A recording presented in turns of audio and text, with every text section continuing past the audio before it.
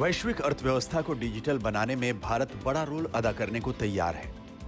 इसकी शुरुआत में दुनिया भर के लोगों को डिजिटल ट्रेनिंग देने के साथ ही ग्लोबल डिजिटल इंफ्रास्ट्रक्चर खड़ा करने की भारत अगुवाई करेगा। 13 देश भारत के यूपीआई पेमेंट सिस्टम को अपनाने के लिए तैयार हो गए हैं। टेलीकॉम, इलेक्ट्रॉनिक्स और आईटी मंत्री अश्विनी वैष्णव के मुताबिक जल्द ही सिंगापुर में यूपीआई पेमेंट सिस्टम शुरू हो जाएगा। करीब 13 देशों ने ऑलरेडी एमओयू साइन किए हैं। अभी तक 13 कंट्रीज हैव साइंड एमओयूज। बहुत कंट्रीज ने इसको एक अलग मॉडल की तरह देखा है और जैसे सिंगापुर ने तो ऑलरेडी फुल्ली इंटीग्रेट कर दिया है, कंप्लीट इंटीग्रेट कर दिया है। और भी कई देश ऐसे हैं जो तुरंत अपने पेमेंट सिस्टम को यूपीआई के अंदर इसका इंटीग्रेशन कर रहे हैं।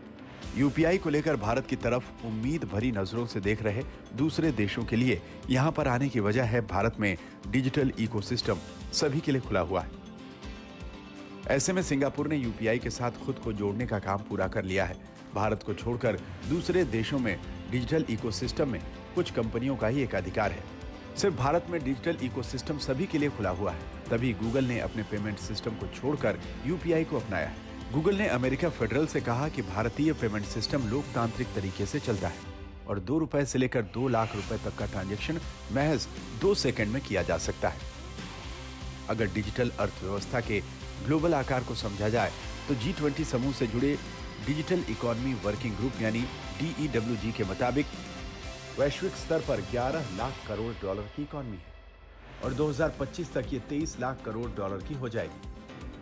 इस बार के बजट में जिस तरह डिजिटल इंफ्रास्ट्रक्चर के साथ ही फिजिकल इंफ्रास्ट्रक्चर के लिए बड़े पैमाने पर ऐलान किए गए हैं, उससे जानकारों की उम्मीद है कि देश की अर्थव्यवस्था बड़ी छलांग लगाने को तैयार है। बड़ी बात यह है, हिंदुस्तान में जैसे बाकी देशों में करेंसी से कार्ड की तरफ शिफ्ट हुए, हिंदुस्तान में एक तरीके से सीधा करेंसी से डिजिटल की तरफ शिफ्ट हुए।